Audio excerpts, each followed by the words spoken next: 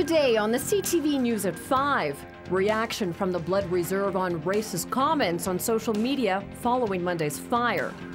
Plus, more stories of heroism in the face of the fires. And the Canes opener up at the NMAX.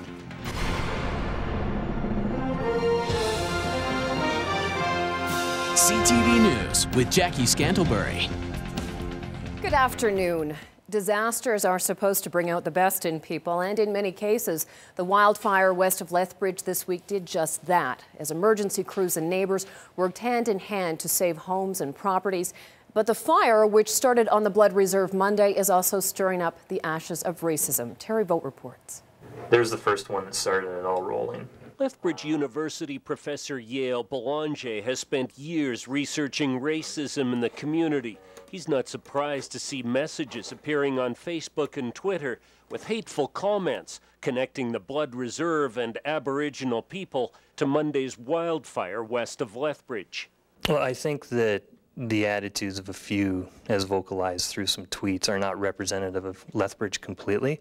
But obviously there's some individuals in town, a minority, who really have some anger issues. They've got some troubles with Aboriginal folks, and this was just an opportunity for them to vocalize some of that anger publicly. The wildfire last November was started at a sweat lodge. The Blood Tribe has been quick to point out the latest wildfire was most likely caused by a downed power line resulting from the high winds. But that fact seemed to be ignored by some southern Albertans who posted Twitter or Facebook messages, including this one. Give them houses, they destroy them. We give them payments, they blow it. We give them electricity, and they burn half the province down.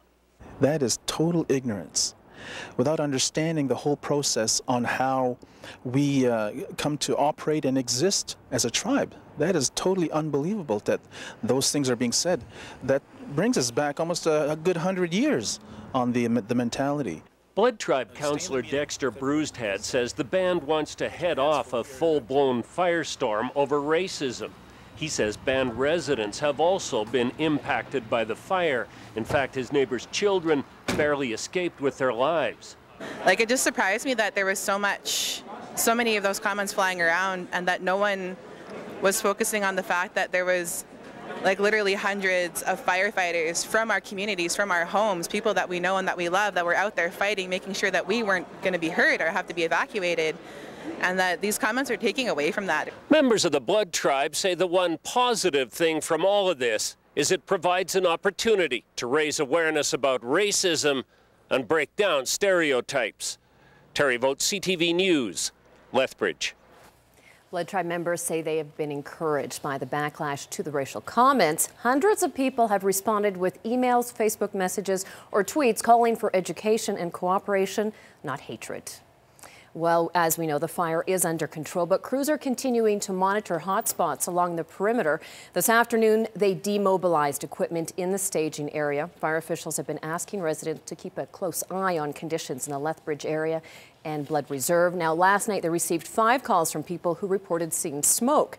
The fire forced 2,200 residents of Colehurst out of their homes, as well as countless more in Lethbridge County and the Westside Trailer Park on Monday. Some returned late Monday night, while others weren't able to get back into their homes until yesterday. The flames spread quickly, jumping the highway and the Old Man River, forcing the evacuation of that Lethbridge Trailer Park, Township 822, and the entire town of Colehurst. If you see any smoke or flames, you're asked to call 911. Now, the list of fire bans across southern Alberta continues to grow, and it now includes Lethbridge's River Valley. All open fires in the River Valley are now banned. However, you are still able to use the stoves at John Martin Centre, Rotary Picnic Shelter, Henderson Park, and the Elks Compound. You can also still use fire pits at homes. For more information, you can contact the Fire Prevention Office. Meanwhile, the County of Lethbridge, the County of Warner, MD of Willow Creek have also issued immediate and total fire bans. In those cases, it includes burning barrels, fire pits, and rec areas. Bans remain in place for Vulcan County, Cardston County, the MD of Taber, along with several provincial parks, including Writing on Stone, Park Lake, Little Bow, and the Cypress Hills. All fire permits have also been canceled. For more information, you can go online to albertafirebans.ca. Well, crews from Fortis, Alberta are feverishly working to get power restored to southern Alberta. The fire burned 100 power poles, and 40 of those were on the blood reserve. Fortis, Alberta has 13 crews, a total of 50 employees working to replace the poles. They managed to get half of them up yesterday and are hoping to get the others replaced today. As a result, about 17 customers, both residential and businesses, are still without power today. The company hopes they'll be able to restore it sometime later this evening. Well, now that the fires are out, we're learning more about how people helped each other out during the fire. Stable hands from the Rocky Mountain Turf Club in Lethbridge saved the lives of as many as 60 horses. Alan Goodsell was one of the many who helped the animals. The horses were loaded up on trailers as fast as possible and moved to an auction mart on the other side of the city. If not for their quick work, the horses would have been in serious jeopardy. Goodsell says it was just the right thing to do, and he hopes someone would have done it for him. Oh yeah, you go out there, we all love the horses and stuff, and it'd just be absolutely terrible if something happened to them. And, they had called, said they had 60 head. We got up there, I think we got about, high 30s, low 40s that moved out of there. And you don't know where the fire is, and, the wind's blowing over 100 kilometers an hour. You don't know how quick that thing's coming up or where it's coming from. There's no word on when the horses will be returned to their owner's land.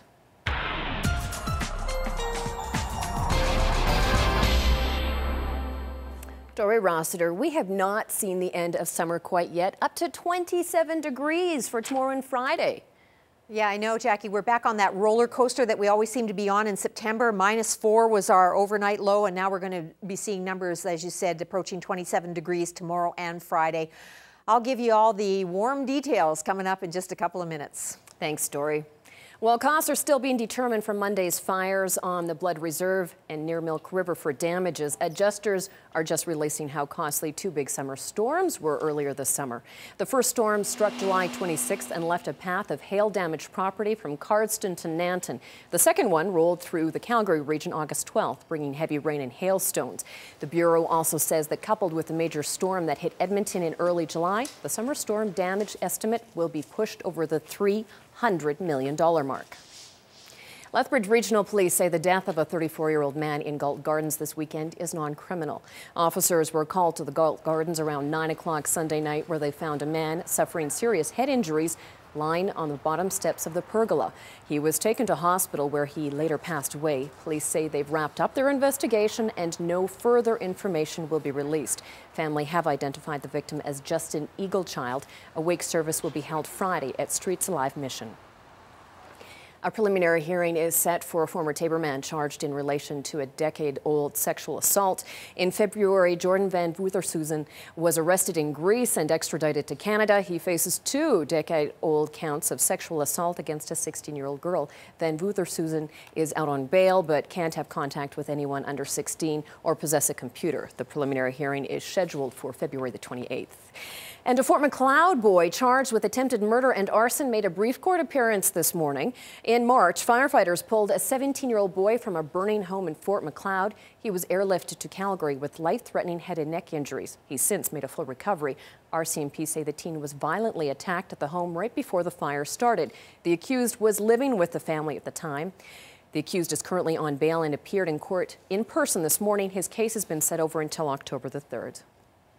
Well, Apple put the rumors to rest today when the tech giant unveiled the highly anticipated new generation of the iPhone in San Francisco, the iPhone 5. And as you'd expect, it's lighter, faster, and Apple calls it the best product they've ever made. Karen Kefa has the details. Today, we're going to introduce iPhone 5. After weeks of speculation and expectation, Apple's next generation iPhone has arrived. It is really easy to make a new product that's bigger. Everyone does that. That's not the challenge. The challenge is to make it better and smaller. And that's what Apple has done. The iPhone 5 is taller but lighter than previous versions, and according to Apple, it's the thinnest smartphone in the world. The new device will have a larger screen, 4 inches, for an additional row of apps, and Apple says making it easier to view web pages and emails. The iPhone 5 also boasts a faster processor, and it's 4G ready. The camera also received an upgrade. The sixth incarnation of Apple's smartphone enters a market decidedly different than the first in 2007, one with a lot more competition. That could explain why the iPhone 5 came so quickly. It's been less than a year since the 4S made its debut. Competition's never been higher in the smartphone or even the tablet space, and Apple definitely wants to and knows it needs to stay ahead of the curve. Still, ahead of the announcement, many analysts predicted the new iPhone could be the best-selling smartphone of all time. This market as a whole is just booming. Smartphone growth as a whole is just taking off, and the runway they have here really is huge. Apple's iPhone 5 hits stores on September 21st. I'm Karen Kafa reporting. Apple is hoping the new phone will change the landscape in the ultra-competitive smartphone market. Right now, Google's Android is the most used mobile operating system in the world, and Samsung has grabbed the lead in sales with it. And on the markets today, Loonie closed down, but it was still closing above parity. Here are the day's numbers.